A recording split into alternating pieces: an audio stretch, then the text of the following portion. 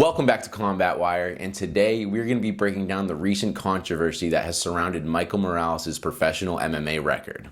Out of absolutely nowhere yesterday, the popular combat sports website Tapology dropped some information that kind of made the MMA world lose their mind. Number 4 ranked welterweight Michael Morales went to bed 19-0 and woke up 20-1 the next day. Apparently in 2017, Michael Morales fought on a promotion called Ultima Pelea, where it was a reality-style MMA show, kind of something similar to The Ultimate Fighter. During this time competing on the show, Morales had 2 bouts, one which he won by a second-round knockout, and the other one which he lost by a first-round submission. Now, obviously, with Michael Morales being undefeated, that one win that they put on his record didn't really send people for a frenzy, but that one loss that they added had people absolutely lose their mind. With fans freaking out and trying to figure out what was going on, everybody went on a deep dive to find any sort of footage they could from this Ultima Pelea fight. If you haven't seen the footage of it so far, here's what you missed.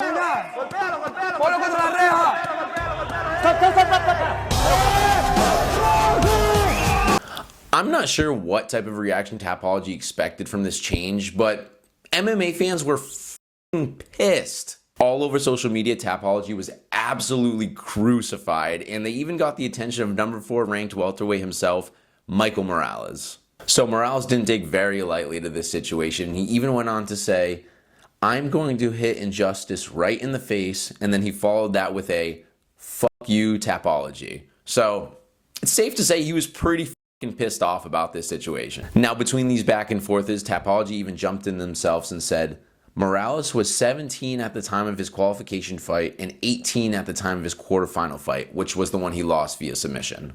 They went on to explain that the structure of the event met the criteria of a pro fight, and the man Ricardo Centeno, hopefully I pronounced that right, was regarded as a pro at the time. So the big confusion was whether it was an exhibition fight or if it was sanctioned as a pro fight, and that's kind of what threw everybody for a frenzy. The big selling point to this argument was the fact that it was an exhibition fight.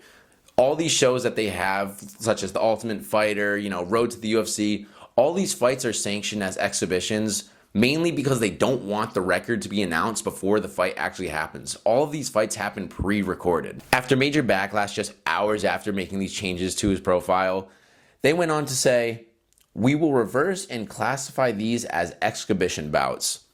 So they folded pretty quickly. I mean, what an absolute shit show. This is how you know MMA fans need to watch a fight. We're going to battle with fucking Tapology at this point.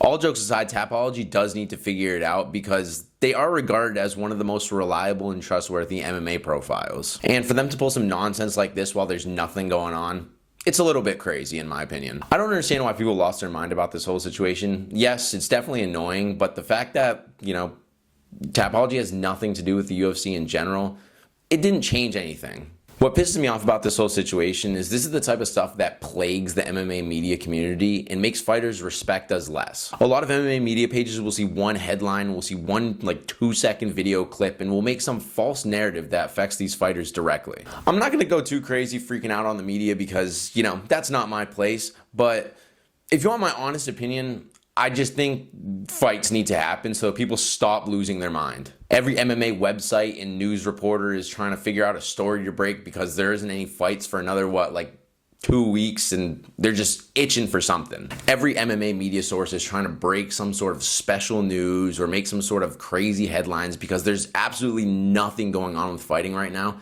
And it doesn't make any sense to bring this sort of negative press towards anybody. Now, I know it's a loss added to his record that got removed, so it's not that big of a deal, but I just don't understand why they had to go on the jump in general and just make that change. These type of things affect a fighter's brand. It affects the way the fighter can market themselves.